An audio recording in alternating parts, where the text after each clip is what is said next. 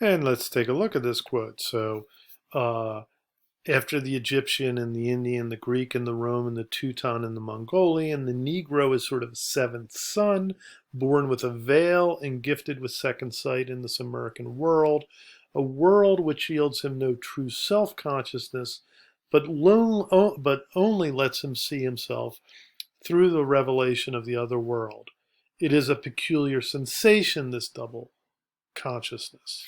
One ever feels his two-ness, an American and Negro, two souls, two thoughts, two unreconciled strivings. The history of the American Negro is the history of this strife, this longing to attain self-conscious manhood, to merge his double self into a better and truer self.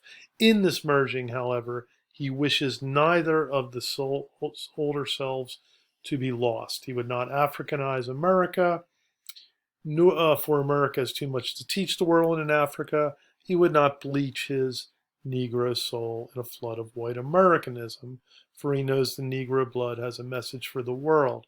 So he's trying to come up with a response, right? How do you move beyond this, the terrible sin, tragedy, crime um, of slavery, right? The trauma of it, and how do you move forward, right?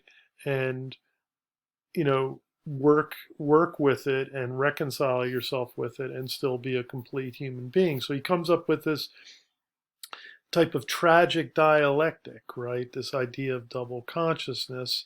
And it's a provocative idea, but it's, an idea which has had, some legs to it, right? And so you want to consider this idea and consider this idea as not only an expression of African American identity, perhaps, but as a way of looking at the idea of American democracy, right? That after overcoming the idea of slavery in American democracy, the idea of double consciousness as a way, as a mediating sort of mechanism, right?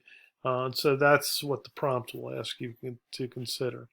So he goes on in chapter one to talk more about the idea of double consciousness.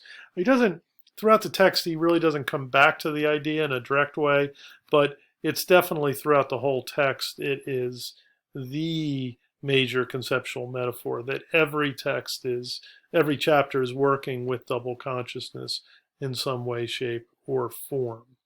Okay? Chapter 2 of the Dawn of Freedom.